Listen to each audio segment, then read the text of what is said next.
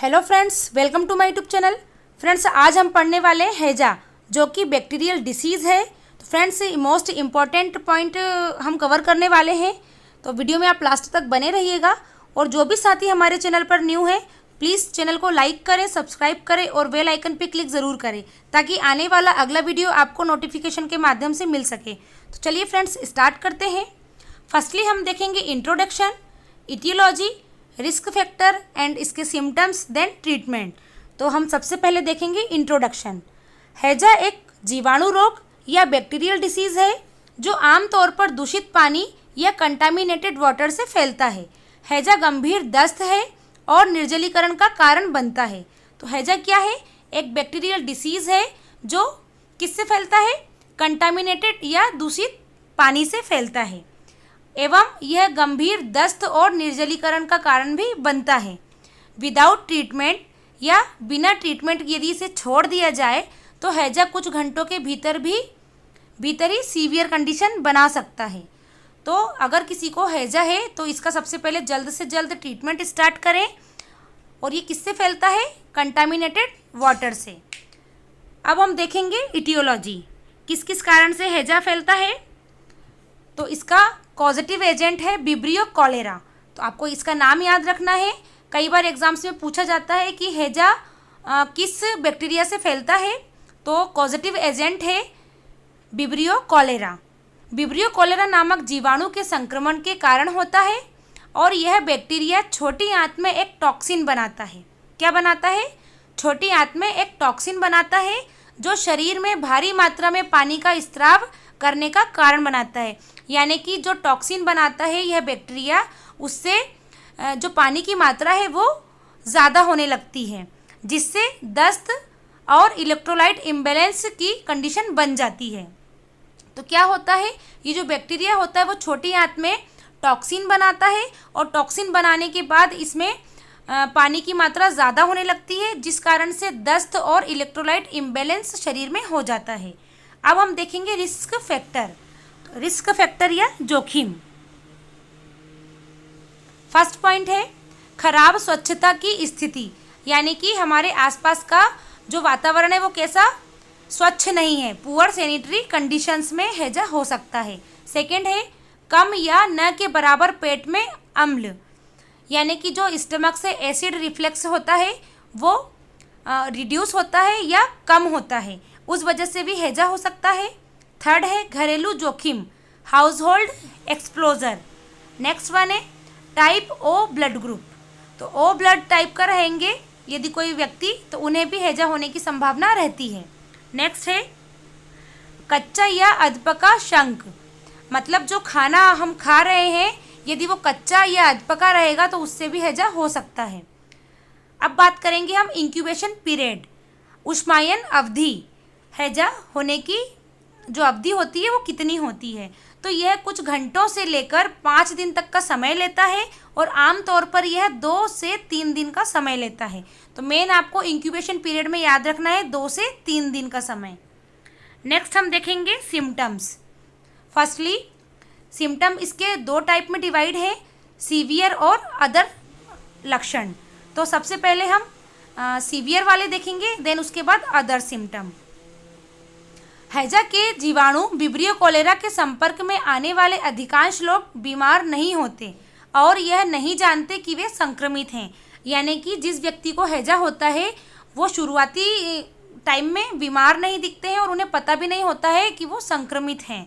लेकिन चूंकि वे 7 से 14 दिनों के लिए अपने मल या स्टूल में हैजा के बैक्टीरिया छोड़ते हैं, यानी कि उन्हें उनकी बॉडी में जो विब्रियो कॉलेरा बैक्टीरिया है वो तो प्रेजेंट रहता है, लेकिन पेशेंट को नहीं पता होता है कि वो संक्रमित है और वो जो स्टूल पास करते हैं उसमें ये विब्रियो कॉलेरा बैक्टीरिया है। फिर भी वे दूषित पानी या कंटामिनेटेड वाटर के माध्यम से दूसरों को संक्रमित करते रहते हैं। मतलब जिस व्यक्ति के शरीर में विब्रियो कॉलेरा बैक्टीरिया होता है उन्हें पता नहीं होता है, लेकिन उनके द्वारा दूसरे व्यक्ति भी संक्रमित होते रहते हैं। तो पहला सिम्टम है इसका डायरिया। डायरिया जैसे हैजा से संबंधित दस्त अचानक आते हैं और जल्दी से खतरनाक द्रव हानि का कारण बन सकता है। तो हैजा में जो दस्त होते हैं वो कैसे होते हैं? इसमें जल्दी से खतरनाक द्रव हानि का कारण बना सकता है और ये अचानक आते हैं। 1 घंटे में 1/4 गैलन यानी कि 1 लीटर, लगभग 1 लीटर दस्त जा सकते हैं। हैजा के कारण होने वाले दस्त में अक्सर पीलापन या दूधिया रूप होता है। कैसा होता है? वो हैजा में जो दस्त जाएंगे वो पीले रहेंगे और दूधिया रूप के रहेंगे, दूधिया कलर के, जो चावल को धोए गए पानी की जैसे प्रतीत होते हैं। नेक्स्ट है उल्टी। उल्टी में क्या होगा? उल्टी विशेष रूप से हैजा के शुरुआती चरणों में होती है और कुछ घंटों तक कंटिन्यू होती है, देन उसके बाद बंद भी हो जाती है। तो क्या होगा? सबसे पहले इसमें हैजा में दस्त है और सेकेंड है nausea and vomiting and third है डिहाइड्रेशन, निर्जलीकरण। हैजा के लक्षण शुरू होने और हल्के से लेकर गंभीर तक के कुछ घंटों के भीतर डिहाइड्रेशन या निर्जलीकरण विकसित हो सकता है। शरीर के वजन का लगभग 10% या इससे अधिक का कम होना, वजन 10% कम होना या इससे अधिक कम होना गंभीर निर्जलीकरण की तरफ संकेत करता है। तो क्या क्या हो सकता है इसमें? सिम्टम्स हो सकते हैं दस्त, डिहाइड्रेशन और nausea and vomiting. And other symptoms में चिड़चिड़ापन, थकान, धसी हुई आंखें हो सकती है, शुष्क मुंह एंड अत्यधिक प्यास लग सकती है, प्यास बढ़ना और शुष्क और सिकुड़ी त्वचा यानी कि ड्राई स्किन सी रहेगी और कम या कोई पेशाब नहीं, मतलब यूरिनेशन अपसेंट या डिक्रीज्ड हो सकती है। एंड ब्लड प्रेशर कम होना और लास्ट है अनियमित दिल की धड़कन, irregular heart rate. And next है इलेक्ट्रोलाइट इम्बैलेंस होना। तो डिहाइड्रेशन या निर्जलीकरण आपके रक्त में खनिजों या minerals for example sodium chloride का तेजी से नुकसान या कमी कर देना। क्या होता है? इलेक्ट्रोलाइट इम्बैलेंस में शरीर में सोडियम और क्लोराइड की जो मात्रा होती है उसे क्या कर देता है? ये कम कर देता है या लॉस कर देता है, जिस वजह से शरीर में जो इलेक्ट्रोलाइट बैलेंस होते हैं वो इम्बैलेंस हो जाते हैं। इसे ही कहा जाता है इलेक्ट्रोलाइट इम्बैलेंस। एवं इससे गंभीर संकेत और लक्षण हो सकते हैं, जैसे कि मसल्स क्रैम्प होना और झटके भी आ सकते हैं। तो मसल्स क्रैम्प या मांसपेशियों में ऐंठन होना, ये सोडियम क्लोराइड और पोटेशियम जैसे लवणों के तेजी से नुकसान के परिणाम स्वरूप होता है। यानी कि शरीर में जब सोडियम क्लोराइड और पोटेशियम की कमी हो जाती है तो इस वजह से मसल्स क्रैम्प हो सकते हैं, ऐंठन हो सकती है और शॉक यानी झटके भी आ सकते हैं। यह निर्जलीकरण या डिहाइड्रेशन की सबसे गंभीर जटिलताओं में से एक है और यह तब होता है जब शरीर में रक्त की आपूर्ति कम हो जाती है। तो शॉक या झटका कब लगता है?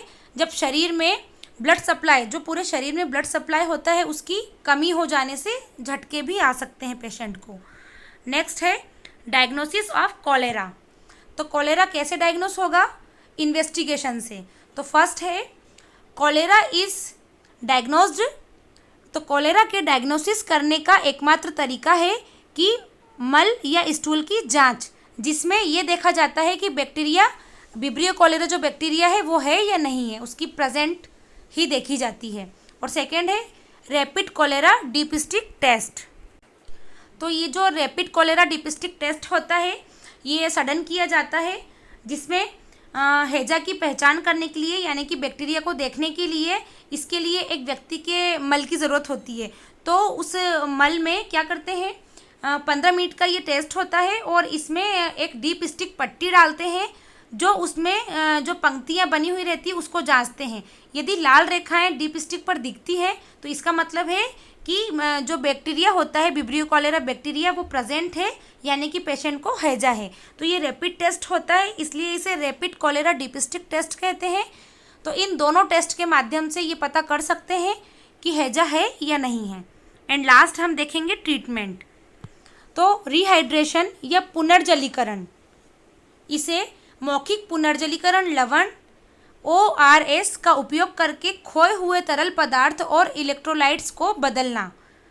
ORS सॉल्यूशन, जो क्या होता है, ORS सॉल्यूशन होता है।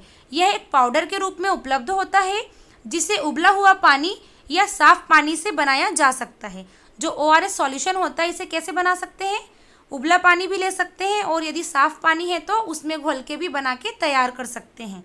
पुनर्जलीकरण के बिना हैजा से पीड़ित लगभग आधे लोगों की मृत्यु हो जाती है। किससे? पुनर्जलीकरण के बिना। यदि किसी पेशेंट को हैजा है और यदि हमने उसके ट्रीटमेंट में सबसे पहले उसे ORS सॉल्यूशन देना स्टार्ट कर दिया, उसका ट्रीटमेंट स्टार्ट कर दिया, तो पेशेंट की जान बच सकती है। उपचार के साथ मृत्यु दर 1% से भी कम हो जाती है। कितनी हो जाती है? उपचार के साथ मृत्यु दर 1% से भी कम हो जाती है।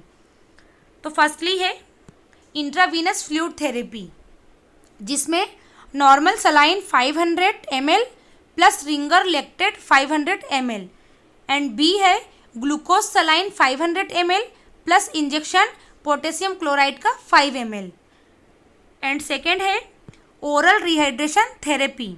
क्या देना है? ओरल रिहाइड्रेशन थेरेपी, जिसमें sodium chloride 3.5 mg plus soda bicarbonate 2.5 mg plus potassium chloride 1.5 mg, then glucose 20 gram plus water 1 litre, या इसकी जगह पर water 1 litre plus glucose 20 grams plus NaCl 5 grams, ये भी दे सकते हैं।